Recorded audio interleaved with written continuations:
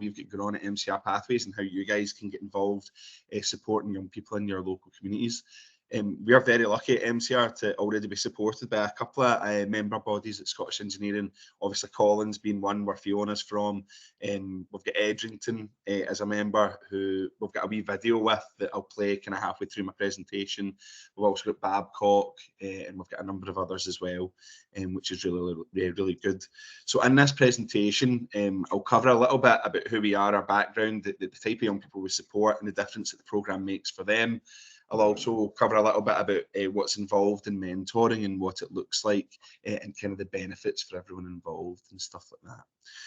So just to get kicked off, our vision at MCR Pathways is very simple. It's to achieve an equality of education outcomes, career opportunities and life chances for the young people that we support.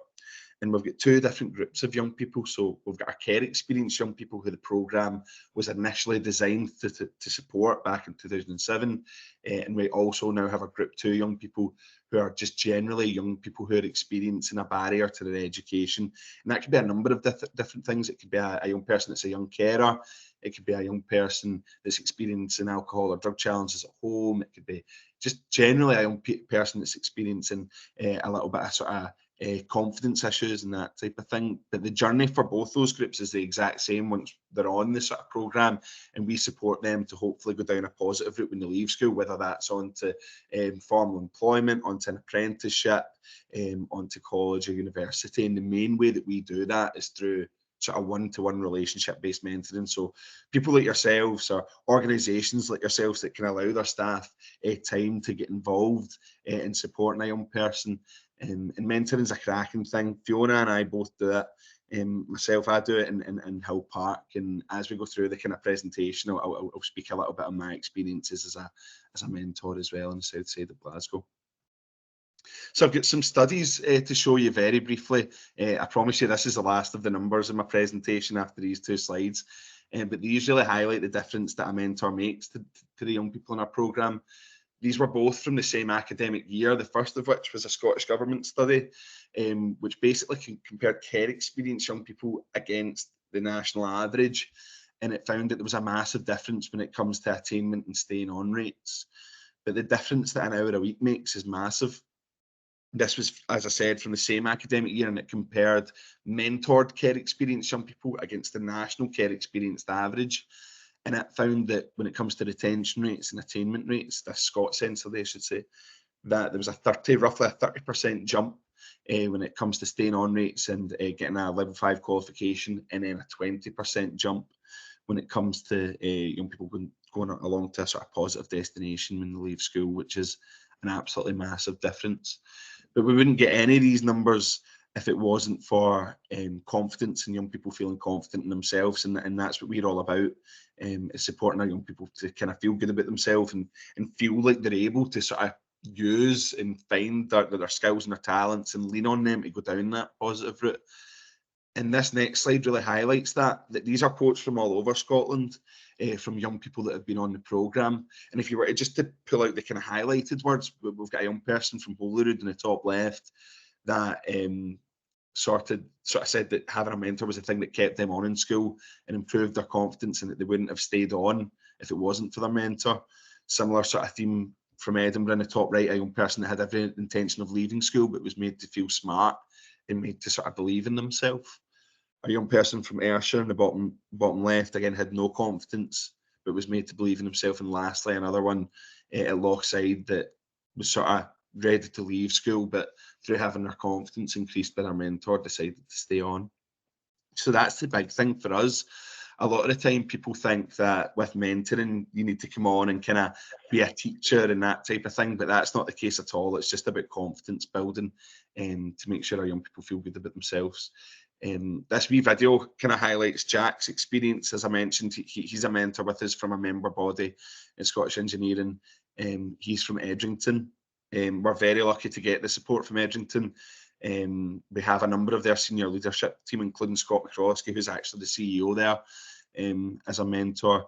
And like I said, this video really captures kind of his experience and how much he's enjoyed being involved in mentoring. If you really want to make a change, it takes time. I think you can do something good for a day and you can feel good about that. but I always wanted the opportunity to kind of speak with someone long term and really hopefully make an impact on their life. So I'm originally from Africa. Giving back's pretty big over there, and trying to find schemes and stuff that you want to support and get involved in. And then fortunately through my company, Edrington, who support MCR, we're owned by the Robson Trust, so giving more is kind of our ethos. So there was plenty of options, and one thing I wanted to work with was someone a bit younger. I just think it's really easy to relate. Me and Aaron are different. He likes soccer, I like rugby, but at the end of the day, we both like sport. But he's really focused on trying to better himself in the things that he likes, and that's where we found we were very similar. I really tried focusing at the beginning of it to just build our relationship. I'm not trying to ask him questions he doesn't want to answer, and I never probably will. But I really want to just I took it upon me trying to learn more about his life. But I think the most important thing is just making sure that he trusts me and we have a good relationship, that we can just kind of talk. I've been running 100 miles per hour, just trying to work hard and put my head down. And I think you sometimes forget to look up and realize what's happening around you. And I think this mentoring program has really helped me do that. I actually have started a network at my company around helping those who are early in their careers. And, we're looking to give back a lot to hopefully MCR in the future. We're pretty early on our stages with that. And I really think this journey of mine with MCR has helped me just let me put my head up and really focus on other things that are important than just my career. And it's a great opportunity to learn leadership skills, if you're thinking career-wise. But as the whole philosophy around this is, you have this opportunity to give back, why won't you take it?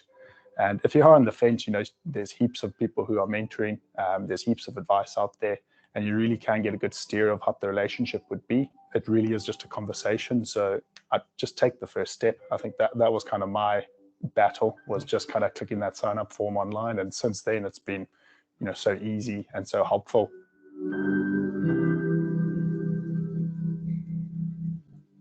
If you really want to make a change, these guys playing the video again there. But yeah, I think that video really captures how much Jack enjoyed being involved with mentoring and the kind of difference it made for him. He mentioned that him and his young person were matched based on a common interest in kind of sport and stuff like that. And that's how we'll match mentors and young people. It's based on common interests, common sort of career paths. If there was a young person that maybe wanted to get into engineering or go down a route that led into a workplace similar to what yous work in, yous would make a great mentor for that young person, because yous have wore those shoes, yous have been in that journey. A lot of the young people on our programme, they've maybe got an idea of what they want to do, but they're really unsure in the route that they need to take to do that. So having people that have, like I said, been on that journey makes a massive difference for them. And as you've seen from the kind of quotes and stuff like that we had up earlier on, and some of those numbers, the young people, they're at the heart of everything that we do, and they get massive benefits from our programme. But as Jack mentioned, everyone that's involved really benefits. He talked a little bit about personal development for himself. He talked a little bit about kind of CSR stuff for organisations and stuff like that. And these are all very, very true. We'll put our mentors through our kind of training, which is a 3-hour session, and that's mandatory for everyone that wants to be involved. But beyond that, we've got a number of different sort of training opportunities that we can put people through that are non-mandatory. Mentors can pick and choose kind of what they want to go along to, and one that we've been piloting recently is our leadership through MCR Pathways course, which we are hoping, fingers crossed, that we can get ILM accredited. Which would be something that yourselves, if you're just an individual that wants to get involved in mentoring, could go through, or if you were an org that wanted to get your staff involved, that we could look at getting input through it as well. But the CSR stuff's obviously massive for organisations as well.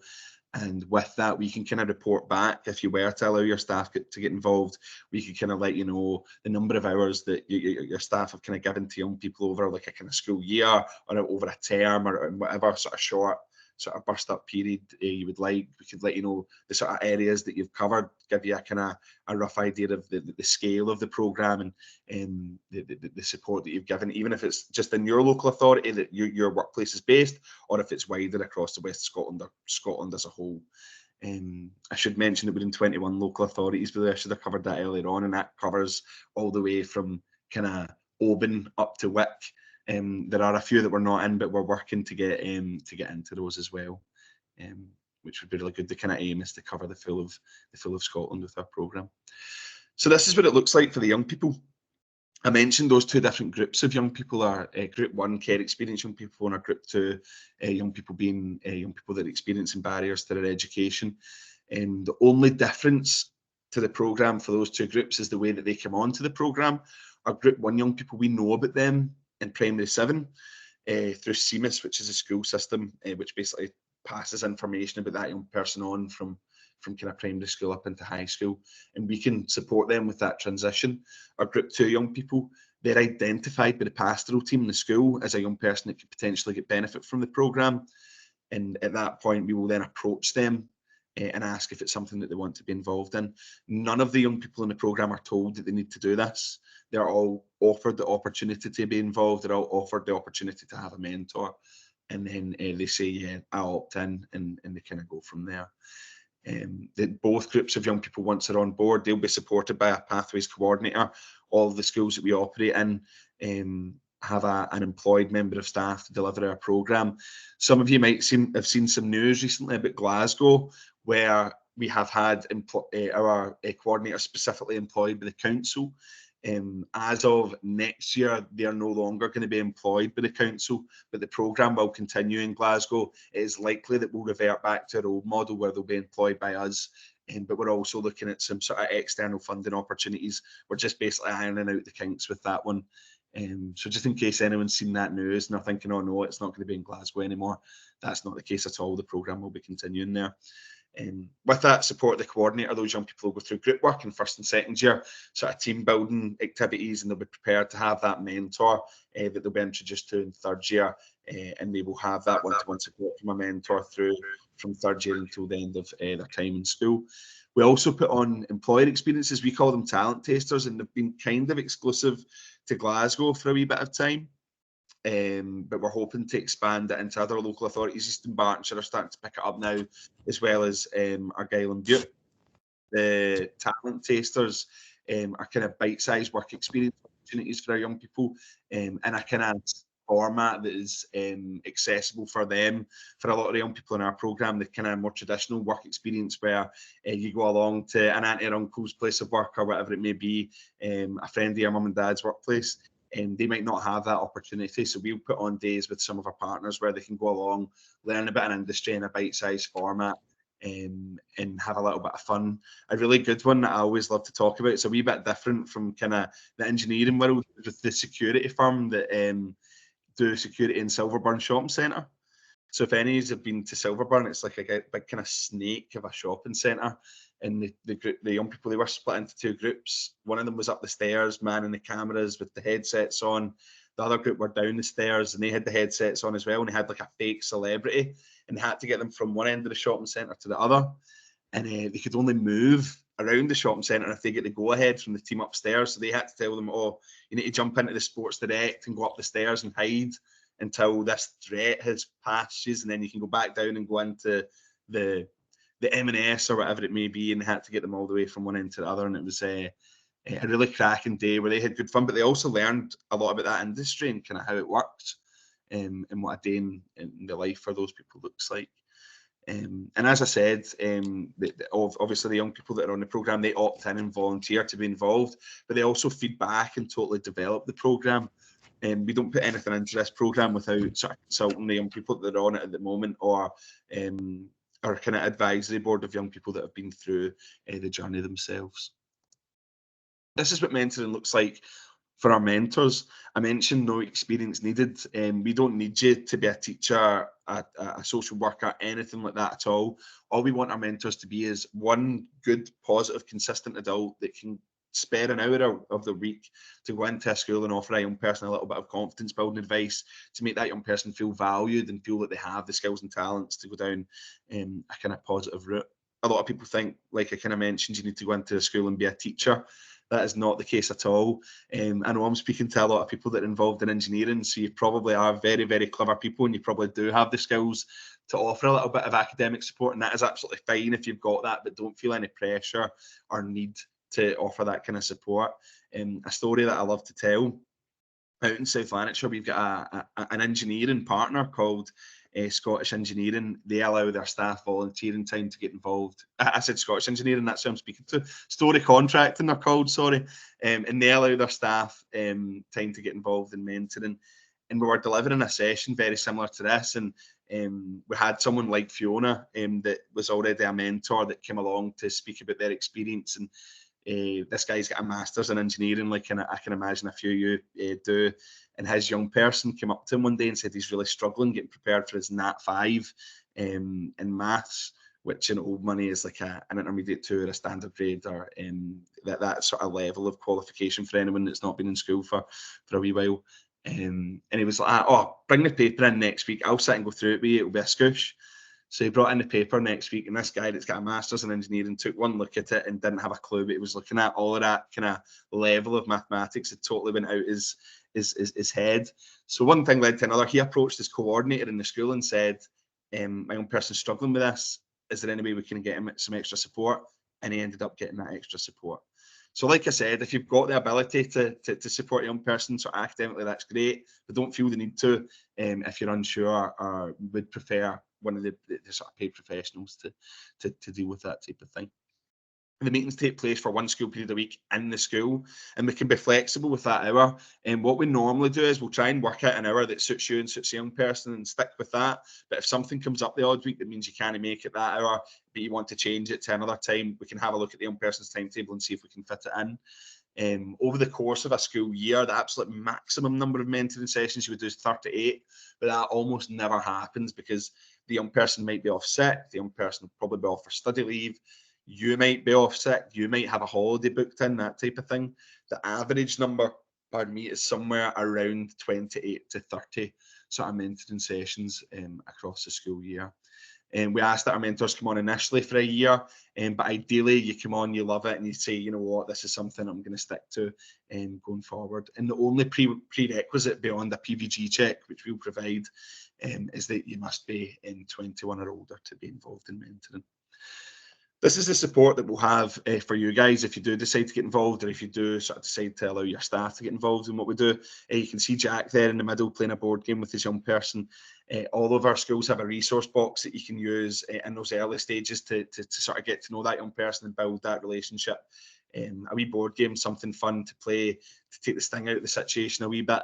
In those early stages, it's awkward enough when two adults meet that have never met before, never mind an adult and a young person. So it's good to sort of break the ice. And beyond that, on our kind of mentor hub that's listed there, we've got a number of different online resources that you can use to kind of inform those sessions as that relationship develops. We've got sort of goal setting activities, a number of different things that you can use, sort of pathways, that stuff that you can use to help that young person identify the route that they want to go down. As I mentioned, a lot of the time we'll match mentors and young people based on these common interests or common sort of career goals.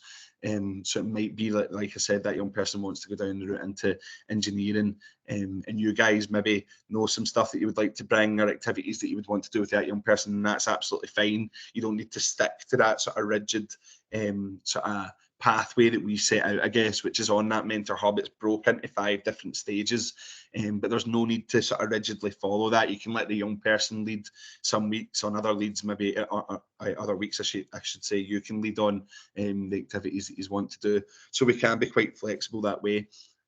As far as like kind of people support, the main form of support once you're mentoring will be the Pathways coordinator in that school, and they're by far the most experienced members of our team when it comes to supporting young people. They also deliver our 3-hour training session, which covers kind of mentoring skills. It covers communication and listening skills.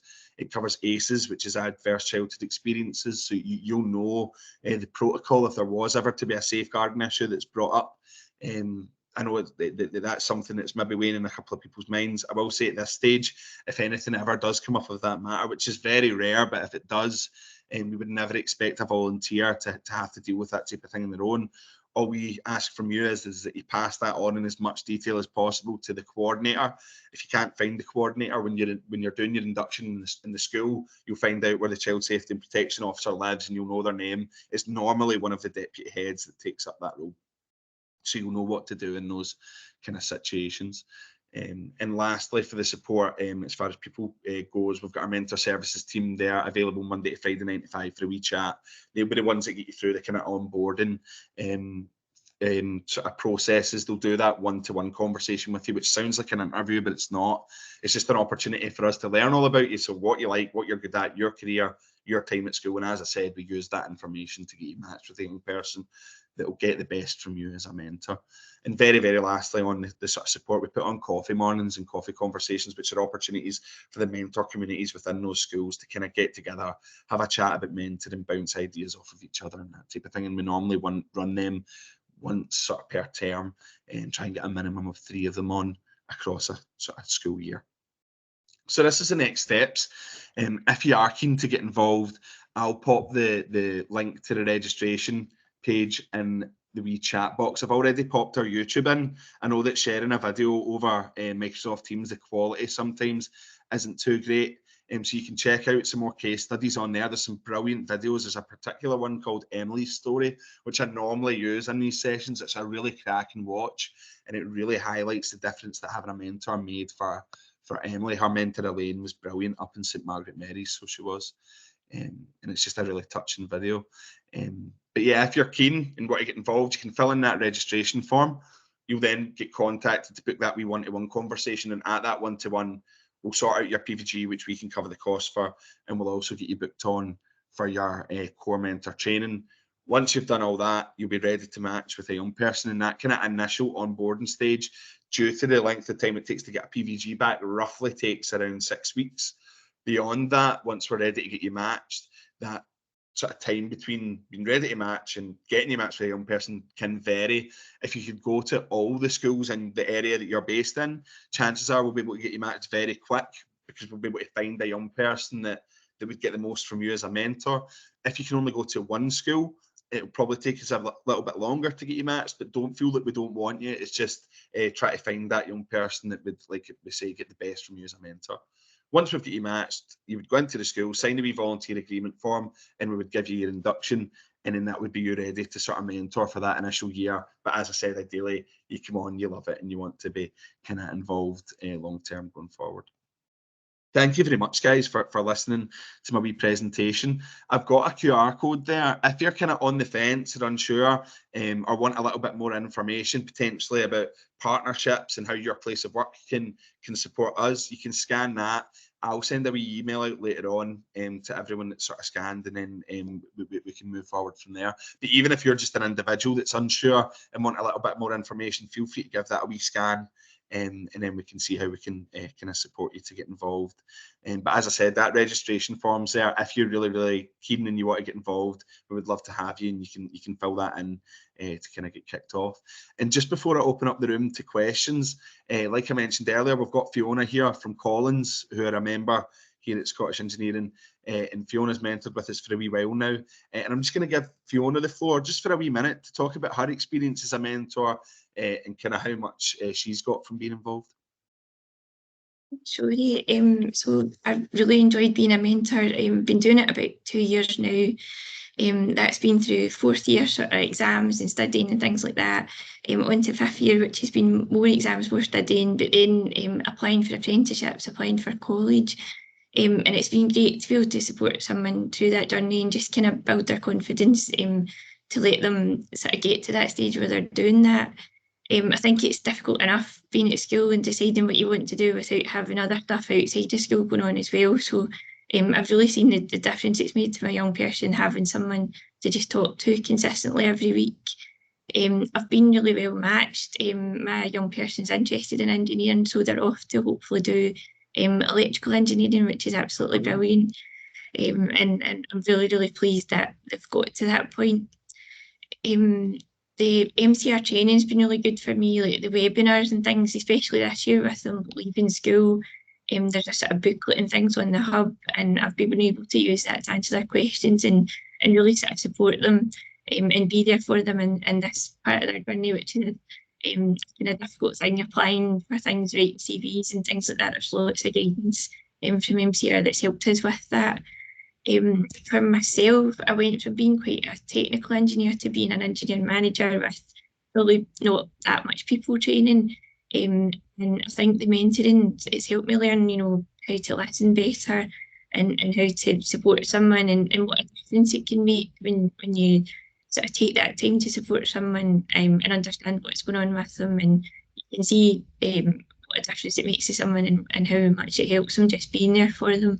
I'd like to think it's kind of made me a better manager out of that. It's only sort of 50 minutes a week, and for me it's really been good to have a focus away from sort of high pressure work or whatever you've got going on in your life. Like, all you're focusing on for 50 minutes is just trying to help someone else, and that's been really, really rewarding for me. So I definitely encourage anyone that's thinking about mentoring to go for it, and I hope if you do, you enjoy it as much as I have. It's been really, really brilliant. Oh, Antonia, thank you so much for giving us a wee in-person testimony there. I feel like it really brings it to life when you've got someone that's maybe in an industry similar to yourself, or does something a little bit similar, and just to hear how they fit it into their day and the difference that it makes for them and that type of thing. I know that we're nearly at past now, but just very quickly before I wrap up, does anyone have any questions that they would like to ask? Yep, David, on you go.